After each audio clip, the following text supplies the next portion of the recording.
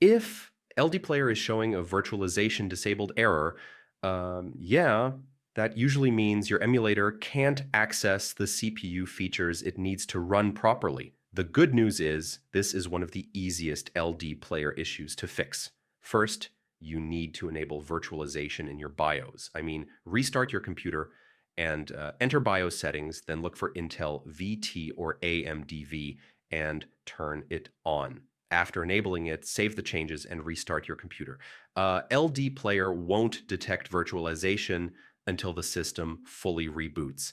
Next, open Windows features and make sure Virtual Machine Platform and Windows Hypervisor Platform are enabled or properly configured depending on your setup. Yeah, this helps LDPlayer work with your system virtualization. If LDPlayer still shows the error, try disabling Hyper-V. Hyper-V can sometimes block LDPlayer from using virtualization correctly. Now restart LDPlayer, and if needed, restart your PC again. I mean, this ensures all virtualization changes are applied properly. You should also make sure you're using the latest version of LDPlayer.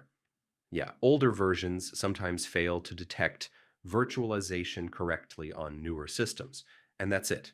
One of these steps should fix the virtualization disabled error and get LDPlayer running smoothly again.